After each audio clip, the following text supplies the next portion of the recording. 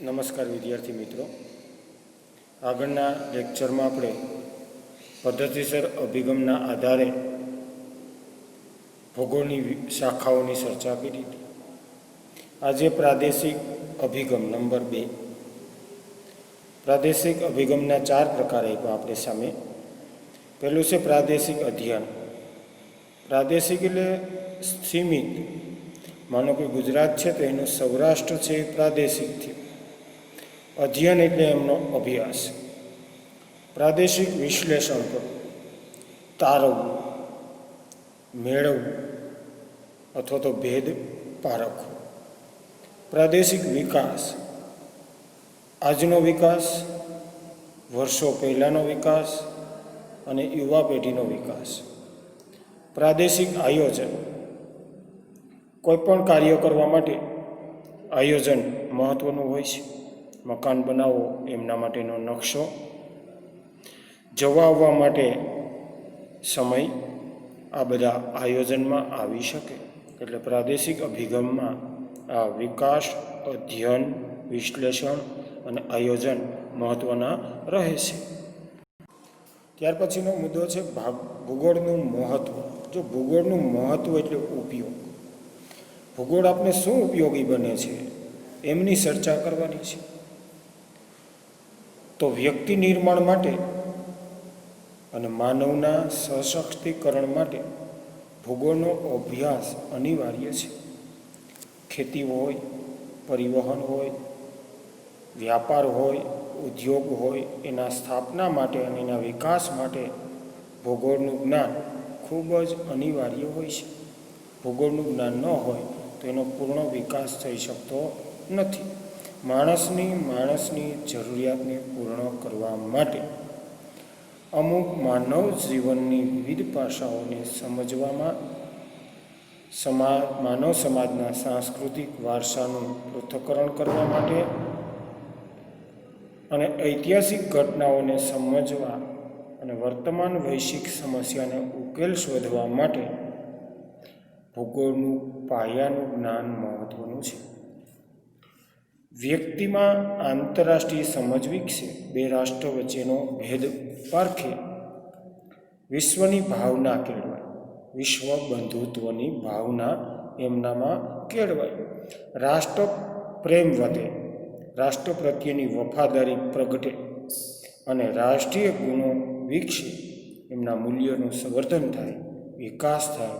એના માટે ભૂગોળ એક અત્યંત મહત્ત્વનું પરિબળ છે. રાષ્ટ્રીય અને આંતરરાષ્ટ્રીય સમસ્યાઓ ઉકેલવી હોય તો ભૂગોળનું જ્ઞાન એટલું જ અનિવાર્ય છે. આમ આ એક વિષય તરીકે લક્ષ્યમાં રાખી અને એના ઉદ્દેશોને સિદ્ધ કરવાના હોય છે. ભૂગોળ એક ગત્યાત્મક વિષય છે. પરીક્ષામાં પૂછાય છે. ગત્યાત્મક વિષય તરીકે, ડાયનેમિક તરીકે ઓળખવામાં આવે છે. વિષય વસ્તુનો વિકાસ અને વૈજ્ઞાનિક આધારે કરવામાં આવે છે. ભૂગોળના અધ્યયનથી આપણા ઘણી ક્ષમતાઓ અને કૌશલ્યો વિકસે છે. પ્રવાસમાં જવું હોય તો નકશો અત્યંત મહત્ત્વનો છે. કોઈ વાર્તાલાપ હોય, કોઈ પ્રદર્શન હોય, એને સમજવા માટે પણ નકશો એટલું જ મહત્ત્વનું કામ આપે છે. એટલે કે નકશો કહેતા ભૂગોળ. અને આમ પત્ર મૈત્રી બાંધવાની સૂઝ કેળવાય છે. નકશા વાંચન, નકશા પૂરણી, વરસાદનું માપન, તાપમાનનું માપન, ભૂકંપની તીવ્રતાનું માપન, હવાનું દબાણનું માપન વગેરે પ્રકારની ક્ષમતાઓ વિકસાવવામાં ભૂગોળ ટેકણ લાકડીની ભૂમિકા ભજવે છે. ટેકણ લાકડી એટલે કોઈ પણ પૃથ્વી ઉપરની ઘટનાઓને ઓળખવી છે અથવા તો એના ખ્યાલને પ્રાપ્ત કરવો છે તો ભૂગોળનું જ્ઞાન અનિવાર્ય છે. નેપોલિયન બોનાપાર્ટ એમ કહેતો કે મને કોઈ પણ પ્રદેશનું ભૂગોળ આપો તો હું ત્યાંનું લોકજીવન કહી આપું. એટલે માનવ છે એ ભૂગોળ આધારિત પોતાનું આખો વિકાસ પામેલો હોય છે. આમ ભૂગોળ એક અત્યંત મહત્ત્વનું ઉપયોગી સાબિત થાય છે. જુદા જુદા ઈશ્વર નિર્મિત પ્રાકૃતિક સંશોધનો જેટલા હોય એ આપણા સ્વસ્થ દ્રષ્ટિકોણથી ઉત્પન્ન થાય છે, પરંતુ એનો ઉપયોગ આપણે વિવેકપૂર્વક, સુજાન પ્રમાણે અને આપણી સૂઝ પ્રમાણે ઉપયોગ કરવો જોઈએ. માનો કે મૃદાવરણ એટલે પૃથ્વી ઉપરનું પડ, વાતાવરણ એટલે આપણી આસપાસનું આવરણ, જલાવરણ એટલે પાણી, જીવાવરણ એટલે સજીવ. આ બધા વિષયોમાં વિવિધતા છે, પરંતુ આ વિવિધતાની જાણકારી એ ભૂગોળ આપે છે, અને જેથી જ વ્યક્તિ પોતાના સ્વાભાવિક જિજ્ઞાસા વૃત્તિ જન્મે છે, અને આ જિજ્ઞાસા વૃત્તિને સંતોષવા આનો ઉપયોગ કરે છે. ભૂગોળના જ્ઞાનથી નકશા, પૃથ્વીનો ગોળો, પ્રકૃતિ તથા ભૌતિક તત્વોના નિરીક્ષણની કક્ષાએ વ્યક્તિ વિકસે છે.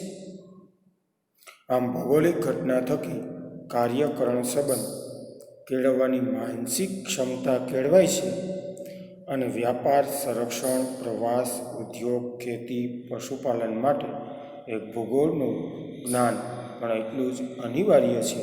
આમ ભૂગોળ છે એ ડગલે ને પગલે માનવ માટે ઉપયોગી નીવડે છે, અને જુદા જુદા દેશોમાં આંતરાવલંબનની સમજ પણ ભૂગોળ આપે છે. અને ઘણા ઉત્સવો છે, ઘણા આપણા રીત રિવાજો છે, એ ભૂગોળની એક ભૂમિકા પણ છે.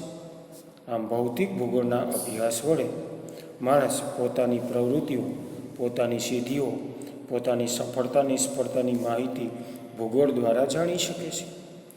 આ ઉપરાંત ભૂકંપ થાય, ભૂમિપાત થાય, વાવાઝોડું થાય, પૂર આવે, દુષ્કાળ પડે, આ બધી જ બાબતો છે એ ભૂગોળના અભ્યાસ દ્વારા પ્રાપ્ત થાય છે. પર્યાવરણની સુરક્ષા અને સંવર્ધન કરવું અને એ સમજ પણ પ્રાપ્ત કરવી. વિશ્વ લેવલે ઉર્જા, જળ, પર્યાવરણ, પ્રદૂષણ, આ બધી સમસ્યાઓ છે, એ સમસ્યાનું નિરાકરણ અને સમસ્યાની સમજ પણ ભૂગોળ દ્વારા પ્રાપ્ત થાય છે. એટલે કે ભૂગોળનું જ્ઞાન જો અધૂરું હોય તો આ વિગત પણ જાણી શકાતી નથી. વસ્તી અને ઘટતી વનસ્પતિ, ગરીબી, આતંકવાદ જેવા પ્રશ્નોનું નિરાકરણ અને ઉકેલ માટે પણ ભૂગોળ એક અનિવાર્યનું જ્ઞાન પૂરું પાડે છે. અને આ જ્ઞાન સાથે વસુધૈવ કુટુંબકમનો અર્થાંત, એક પરિવાર, એક કુટુંબની ભાવના ભૂગોળ દ્વારા ચરિતાર્થ થાય છે. ડૉક્ટર સર્વપલ્લી રાધાકૃષ્ણએ એમ કીધું છે કે વિશ્વ છે ને એ પક્ષીનો માળો છે, અને પક્ષીના માળાની અંદર રહેનારા સૌ માનવીઓ એક ભૂગોળના ગોળા ઉપર, પૃથ્વીના ગોળા ઉપર રહેનારા માનવો છે. એટલે આંતર સંબંધો સારા વિકસવા જોઈએ.